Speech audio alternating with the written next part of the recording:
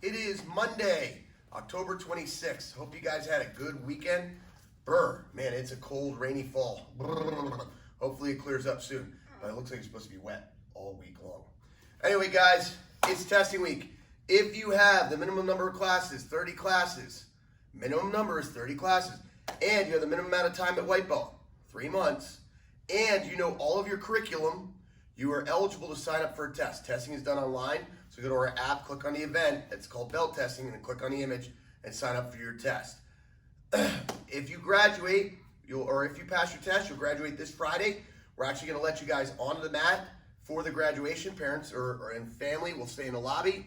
We're not going to perform out here. We're going to do a quick belt ceremony, and we'll be done with it, and then you guys can get back to trick-or-treating or whatever else you guys want to do on a Friday night. All right, that'll be at 5 o'clock. Everybody will need to be here by 4:45. All right, guys, as always, make sure you do your warm-ups before we get started. We have a couple different things for you guys today. We're going to get you warmed up with our white belt fighting combination of 1, defensive stance sit. Yeah. Front punch, back punch combination. Again, front punch, back punch combination. Ready, go. Kia. Go. Kia. Go. Kia. Go. Kia. Go. Kia. Go. Kia. Go. Kia. Switch your stance. Front punch, back punch combination. Front punch, back punch combination. Ready, go. Kia. Go. Kia. Go. Kia. Go. Kia. Go. Kia. Go. Kia. Go. Kia. Okay, guys, I want you to pause the video, get about 20 reps in both your left and your right. Come back when you're done. All right, welcome back. So today we're going to continue with my favorite kick, known as the side kick. When we do the side kick, there are 4 parts of the side kick. Part 1, I'm going to turn my back foot so far that my heel points at my target. Okay, part 2, I'm going to chamber my knee. That means pull my knee into my stomach. Just notice how I try to get my foot almost the same height as my knee. Part 3, I'm going to hit with my heel, then I re-chamber and down. 1, we turn the back foot. 2, we chamber the knee. 3, we hit with the heel. We re-chamber and down. Again, 1, turn the foot. 2, chamber the knee. 3, hit with the heel. 4, re-chamber and down. That's our side kick. So my belly's going to demonstrate defensive stance. Kia. Exaggerate. Really emphasize that chamber, please. Ready, go. Kia. Notice how he takes his time. He's got all 4 steps in there. Go. Kia. Good. I'm going to keep those hands up here. Go. Kia. Go. Kia. Go. Kia. Let's get a good 25 side kicks on both your left and your right. Pause the video. Come back when you guys are done. All right, welcome back. Hey guys, it's Halloween week. It's trick-or-treat week. I don't know if your township's gonna be trick-or-treating.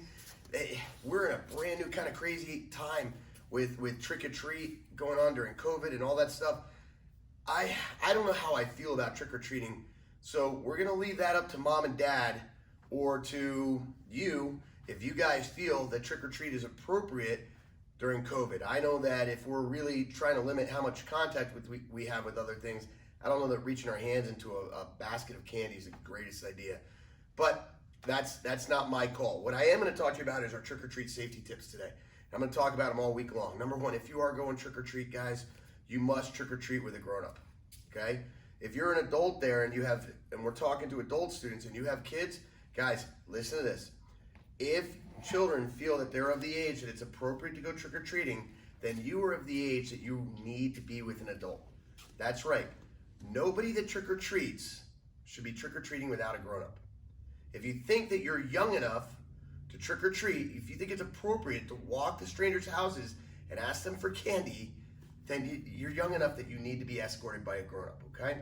Whether it's a older brother or sister that's in their late teens, whether it's a babysitter, whether it's your neighbor's father, I don't care what it is, we don't trick-or-treat it without a grown-up. Number 2, we don't run ahead of the grown-ups.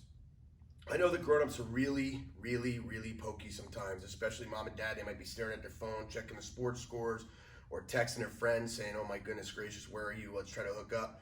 Let's try to meet up for some coffee or something to eat. Okay, and they're texting and they're not really paying attention, so they're doing that slow zombie walk where you're like, come on, mom, come on, dad, let's get to the next house. We want to get to trick-or-treat. We want to get there before all the candy's gone. Listen, guys, the candy will still be there. Don't race ahead of mom and dad. That's how you get lost. That's how you get separated. That's how you get kidnapped and so forth. So we're not going to race ahead of mom and dad.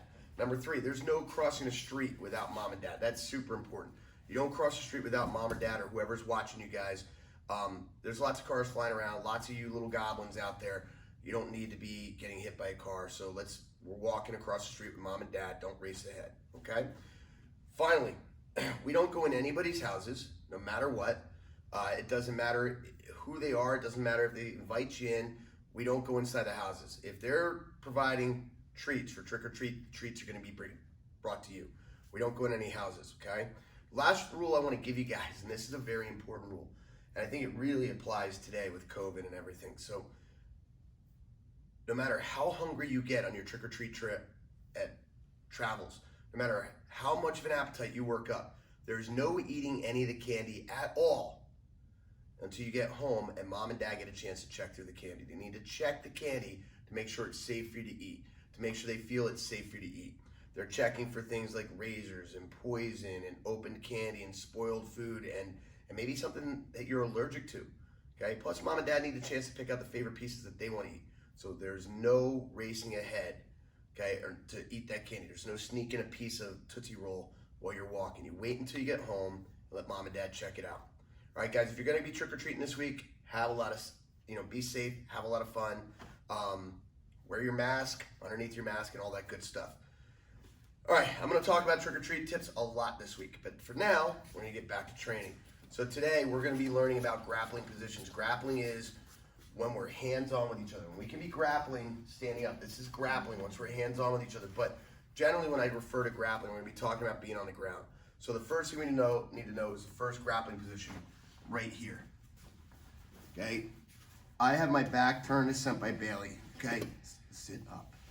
I have my back turned to Senpai Bailey. This is not a good position for me ever to be in. From here, I can't punch, I can't kick, I can't elbow, I can't do anything. If he wants to hit me, he can hit me, I can't block. If he wants to choke me, he can choke me, I can't stop him. We never, ever, ever turn our back to our opponent. This is called dead man's position, okay? Dead man's position. Never turn your back to your opponent. Let me flip. Next position, Senpai Bailey takes the mount. From the mount position, I'm in a better position than I was because at least my hands are in front of me to try to block or stop. Sit up for a second, please. Okay, but if Senpai Bailey wants to start raining punches down on me and so forth, I'm in a bad spot right here because eventually something's going to get through. Something's going to get through. Okay, he can come with open hands. Okay, and something's going to get to me. Okay, if I want to hit him, he can sit up out of it. If he wants to hit me, he can lean into it. Okay, if I want to choke him, he can sit up out of it. If he wants to choke me, he can sit down into it. Okay, so this is the mount. There's a couple different mounts. That's a high mount. This is a low mount. And this is a ground and pound mount right there. Okay, next position, this is called the side mount. Now in the side mount position, right here, okay, Senpai Bailey has his chest on my chest. His arm is underneath my head and underneath my neck.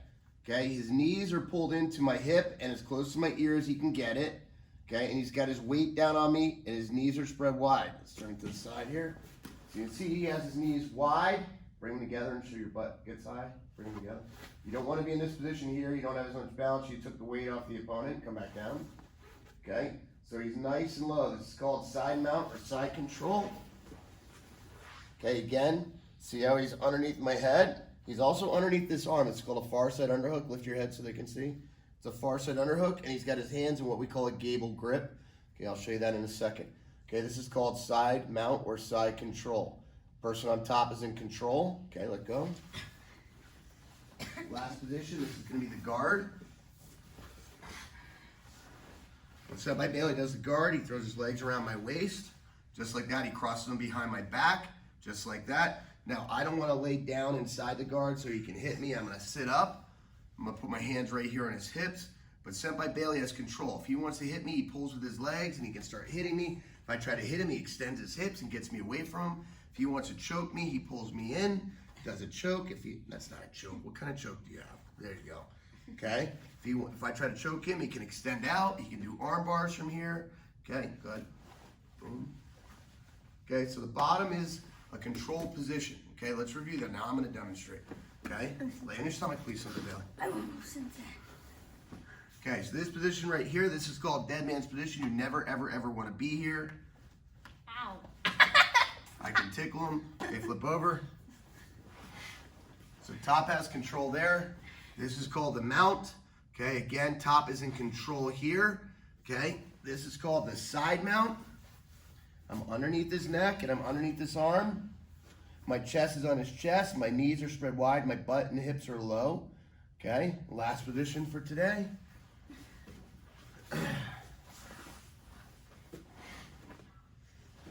This is called the guard. I'm wrapped high and tight around his waist right there.